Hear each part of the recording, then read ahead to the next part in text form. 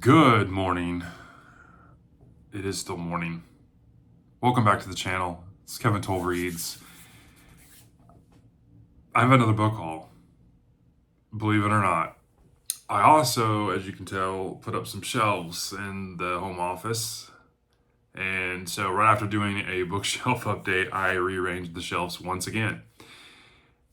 But I had to make room for more books because I keep hauling books in. So I went to the library again, as they had a ton of paperbacks that they were giving away and trying to get rid of, and wanted to go through them one more time to see if there's anything I missed, and I came across some ones. So I've got another haul, and plus I picked up a book when I was out with my wife this weekend that I also wanted to share as well when I was at Barnes & Noble. So I have another book haul. Hope you're having a great Sunday. My weekly wrap-up will be later this evening. Wanted to give you an update there, and I probably will also have my book review of John Sandford's The Investigator, the first book in the Letty Davenport books series. I think there's two of them out now, so I've got that book review coming later this afternoon, evening as well. So let's jump right in.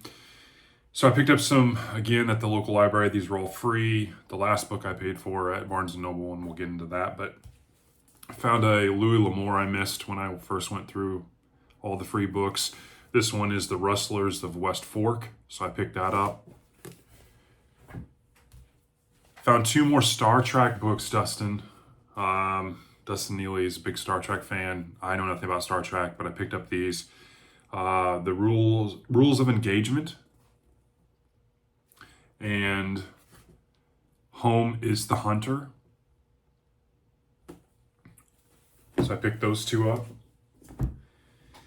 I picked up a Richard Lehman book. This looked interesting. The cover caught me, and then I read the back blurb, and it caught me. I've heard of Richard Lehman before, and so I thought, yeah, I'll give it a shot. So I picked this one up. It's good condition. So it's called Into the Fire. If you read this, let me know. If you read Lehman, let me know. I've never read him before, but sounds interesting. I picked up a Robert B. Parker book in the last haul from the library. I picked up these as well. We got Death in Paradise, Taminga Seahorse, and Hugger Mugger. This one is a Spencer novel, so is this one. And Death in Paradise, I believe is a Spencer novel, but I'm not entirely sure because I'm not real familiar with this author. If you've read Parker, let me know. But I picked up these as well. I picked up a copy of Airframe. I have a hardback copy, so I picked up a paperback copy. Again, one of my goals for next year, little spoilers for my goals, is to read and review all of Michael Crichton on the channel, and so I read Airframe a couple times now. I picked up a paperback copy just because I like to read these. Same thing for this one. I picked up a copy of Dreamcatcher by Stephen King. It's in good condition, mass market paperback. Definitely want to read Stephen King next year as well and review him on the channel, even though I've read all of Stephen King's catalog. I like to put some reviews up of Stephen King and reread some Stephen King. I enjoy his writing. So I picked up these two books just because I like them better than the hardbacks. And then I picked up two Daniel Silva novels. This one is The Kill Artist, and this one is The Mark of the Assassin. And so I thought I would try these. This one is some kind of agent named Michael Osborne. And this one, The Kill Artist, is, I believe, the first book in the Gabriel Allon series. And I don't know who, but I know someone recommended, when I did my series video, someone recommended that I read this series. I don't know if it was Nerdishly Active or one of the other subscribers, but I've always kind of been intrigued by this author. I know there's several books in the series. He seems like a good writer, so I picked up these two. I also, if you saw my last haul from the library, I picked up two more Dean Koontz novels. Dean Koontz is one of the ones I want to get into as well. Picked up Phantoms and life expectancy. Again.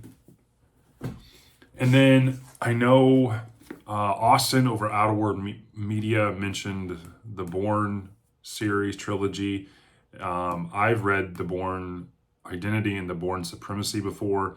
So I picked up a copy of Bourne Identity, and hopefully I'll get to these sometime soon. I got a lot of books to read, but I picked up a copy of this.